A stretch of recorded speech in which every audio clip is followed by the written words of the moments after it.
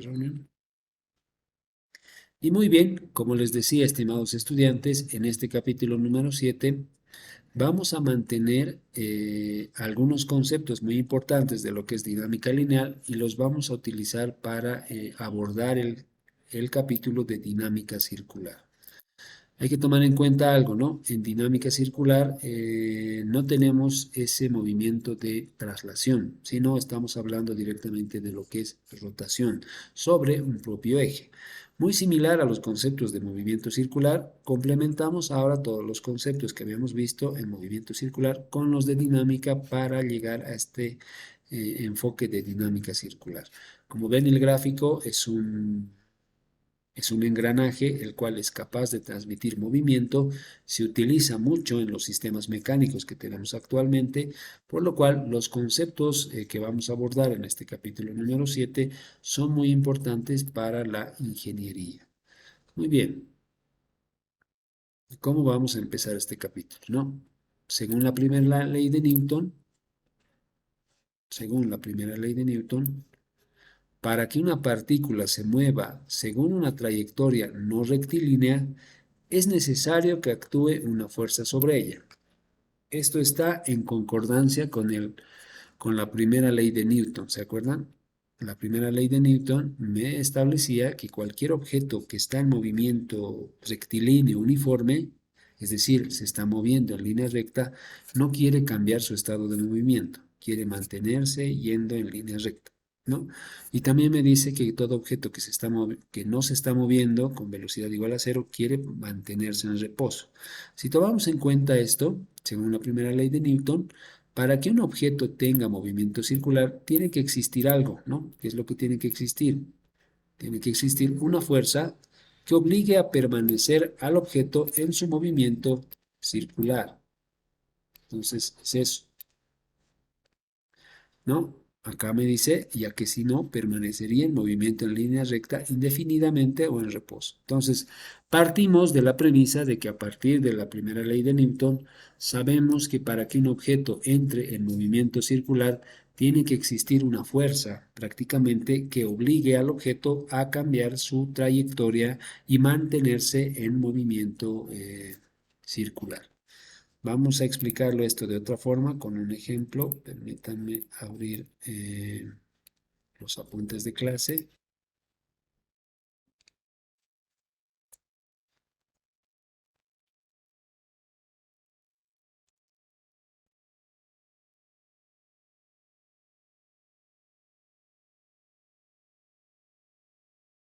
Muy bien. ¿Qué es lo que estamos diciendo, no? Primeramente, estamos diciendo que para que exista un movimiento circular, de acuerdo a la primera ley de Newton, vamos a colocar aquí, debe existir una fuerza que obligue al objeto a entrar en un movimiento circular. De otra forma, escuchen esto, si es que no existiese una fuerza que obligue al objeto a entrar en un movimiento circular, el objeto prácticamente lo que va a hacer es irse en línea recta, de acuerdo al principio de la inercia. Entonces, aclaramos que acá debe existir una fuerza. Vamos a dar algunos ejemplos para que se contextualice esto. Primero, vamos a dibujar a la Tierra. Bueno, permítanme abrir unos apuntes de las clases de dinámica en la cual ya habíamos dibujado esto de la Tierra y su campo gravitatorio. Lo vamos a copiar acá. Y vamos a decir ahora lo siguiente, ¿no? Voy a colocar a la Tierra un poco más pequeño todavía. Y vamos a dibujar la órbita de la Luna, ¿ok? Sabemos que la Luna es un cuerpo celeste que está rotando alrededor de la Tierra, ¿no? Eso lo conocemos, de hecho lo podemos ver todos los días a la Luna. Muy bien, lo voy a colocar de este color, algo así, ¿no? Entonces, esta es la Luna. Y la Luna, bueno, gira alrededor de la Tierra, ¿no? En esta órbita.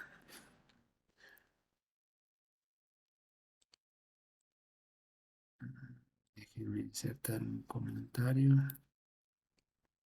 de que esto es la luna.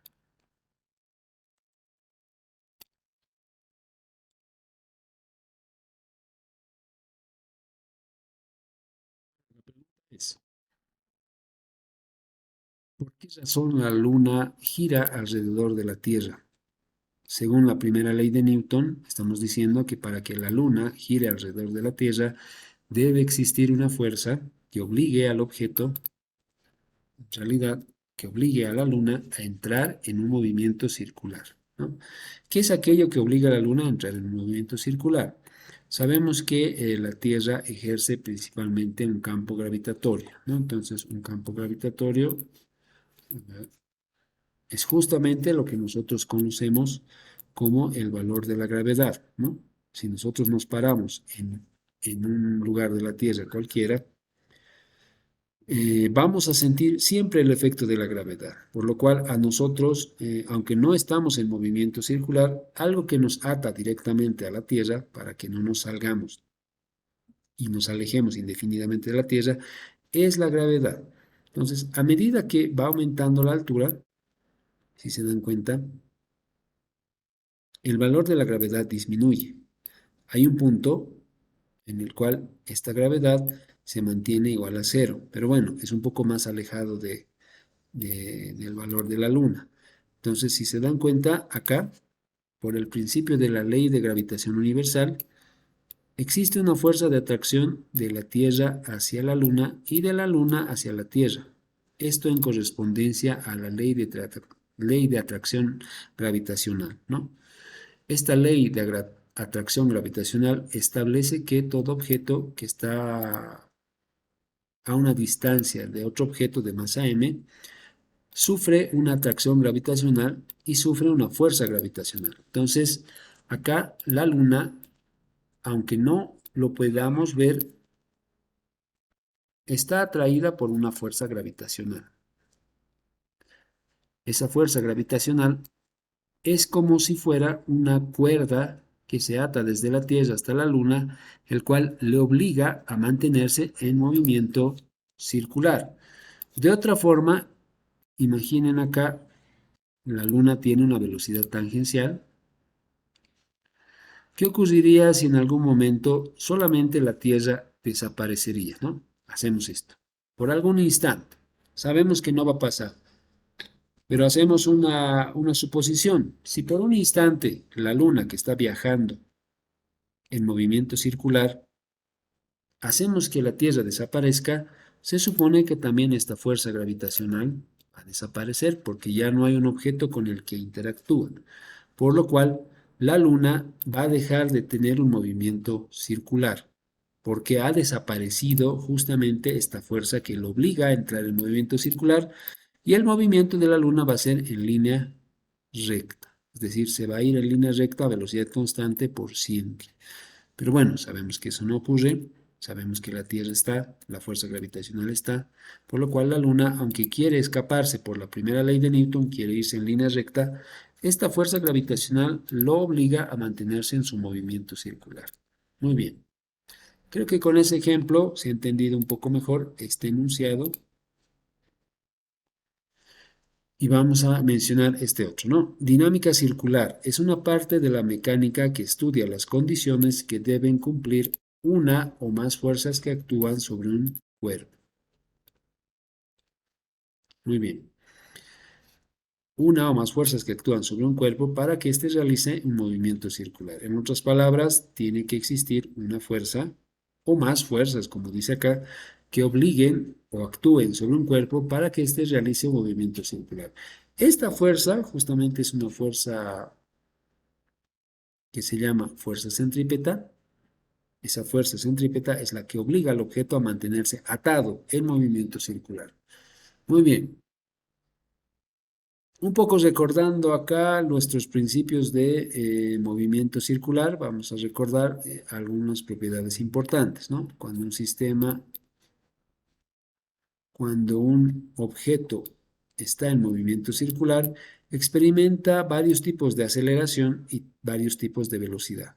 Entre las que recordamos, por ejemplo, está la aceleración normal, que es la aceleración que se dirige hacia el centro del eje de giro. También está la aceleración tangencial, que es una aceleración, como su nombre lo dice, tangencial y forma 90 grados con la aceleración normal. Producto de esta aceleración normal también está la velocidad, ¿no? Estos dos. Muy bien, algunos conceptos importantes, ¿no?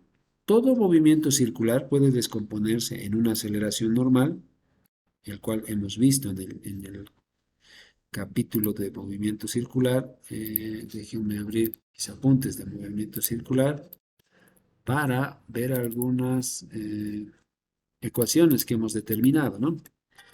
Hemos visto que en movimiento circular cumplimos esta aceleración normal.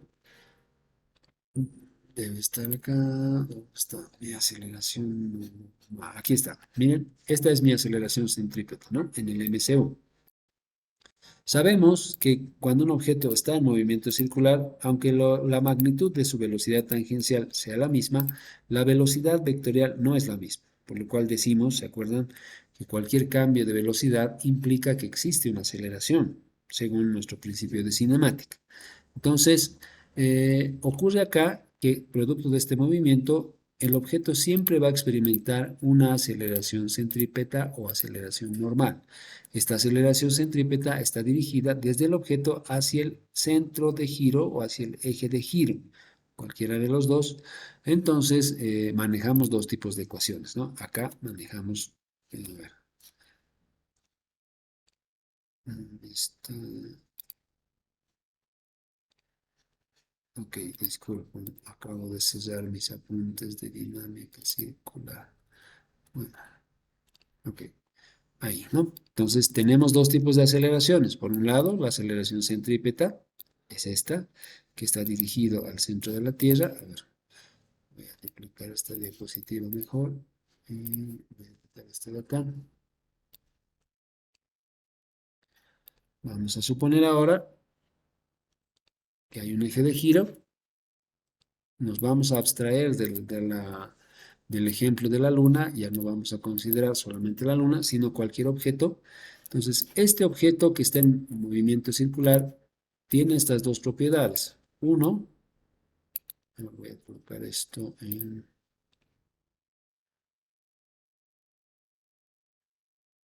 líneas punteadas.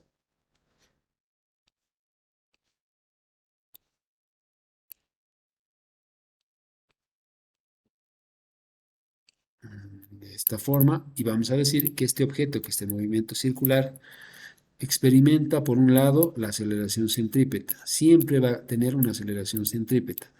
Una forma de recordarnos la aceleración centrípeta es pensar que la aceleración centrípeta también es la responsable de que exista el movimiento circular, ¿no? Si es que no hay movimiento, si es que no hay aceleración centrípeta, podemos decir que el objeto no está obligado a entrar en un movimiento circular, ¿no? Entonces tenemos esta aceleración centrípeta actuando en todo momento y también tenemos la aceleración tangencial actuando también en todo momento. Entonces tenemos dos tipos de aceleraciones en el movimiento circular. Sabemos dos cositas más. Acá, bueno, a modo de recordatorio, si nosotros trazamos una línea hacia el objeto, la aceleración normal o centrípeta está dirigida hacia el centro. Y si trazamos una línea tangencial, esta línea en este punto, algo así, digamos, bueno, algo así, voy a corregir esto, donde existen los 90 grados, ¿no? Estos acá,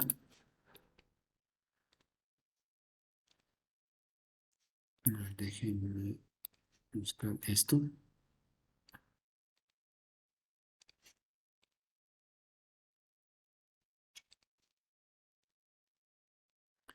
Aquí existen estos 90 grados, ¿no?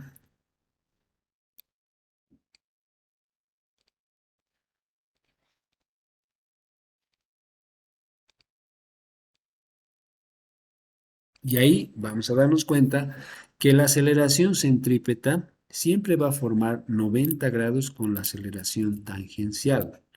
Eso, bueno, recordando nuestro capítulo de movimiento circular. Entonces, hay dos tipos de aceleraciones. La aceleración tangencial es la que me obliga al objeto a moverse a través de la trayectoria circular, pero la aceleración centrípeta es la que está dirigida del objeto hacia el centro. ¿Cómo interactúan? Si la aceleración centrípeta, a ver, vamos a hacer unos ejemplos. Si la aceleración centrípeta, deja agarrar esto, está, ok. Presten atención a la pizarra, por favor. Si la aceleración centrípeta desaparece en algún instante, ¿qué va a ocurrir con el objeto? Les decía hace un momento, el objeto se va a ir en línea recta si la aceleración centrípeta desaparece, ¿no? Es lo que pasa. Habíamos dicho también que algo que obliga al objeto a entrar en movimiento circular es la aceleración centrípeta, lo cual cuando desaparece el objeto se va en línea recta. Mientras esta aceleración centrípeta exista, se va a dar el movimiento circular. Por otro lado, si decimos qué va a pasar si en el movimiento circular desaparece, por ejemplo, desaparece la aceleración tangencial, es decir, no actúa, ¿qué va a ocurrir? Cuando la aceleración tangencial desaparece, el objeto entra en un movimiento circular uniforme. Es decir, eh, si esto fuera la Luna se va a mover a velocidad constante por la parte periférica de su órbita y no va a aumentar ni disminuir de velocidad tangencial. Su velocidad angular se va a mantener constante y cuando desaparece la aceleración tangencial, podemos decir que se convierte en un movimiento periódico, muy similar al movimiento de la Luna alrededor de la Tierra o al movimiento de la Tierra alrededor del Sol, ¿no? No hay aceleración tangencial. Les decía un ejemplo también la anterior semana, ¿qué pasaría si la Tierra tuviese aceleración tangencial? Número uno, significaría que aumentaríamos de velocidad. ¿Se acuerdan lo que ocurría cuando un sistema aumenta de velocidad? Les explicaba acá en la clase de dinámica y les dibujaba un bus, ¿no? Cuando el sistema se mueve a velocidad constante o no se mueve, el sistema parecería que no se mueve, ¿no? Pero cuando un sistema empieza a acelerar, ¿qué ocurre? El sistema de referencia se vuelve no inercial y el movimiento ya se vuelve muy complejo.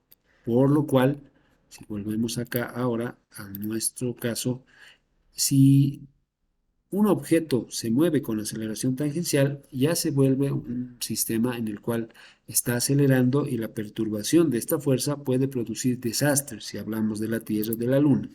Por lo cual, nosotros, si esto fuera la Tierra, este ejemplito que hemos dado, este objeto fuera la Tierra, al momento de rotar alrededor del Sol, como estamos yendo sin una aceleración tangencial, sin esto, percibimos y tenemos la sensación de que en realidad estamos detenidos, debido a que no hay aceleración tangencial. Muy bien, continuamos. En el movimiento circular uniforme, el radio R, la aceleración es únicamente de tipo normal y constante. Bueno, sabemos esto, ¿no? En el movimiento circular uniforme no hay aceleración tangencial, solamente existe aceleración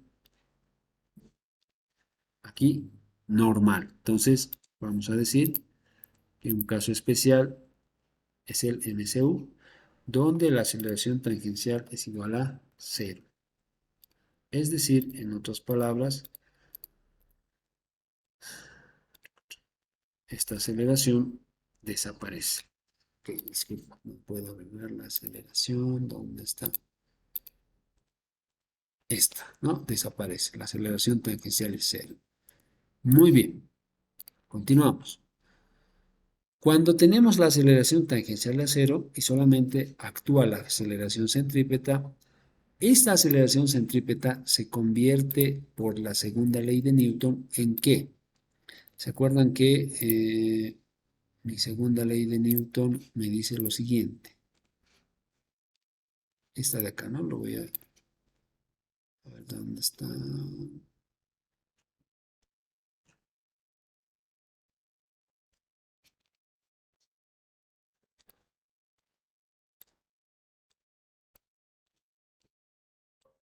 Me voy a copiar la segunda ley de Newton.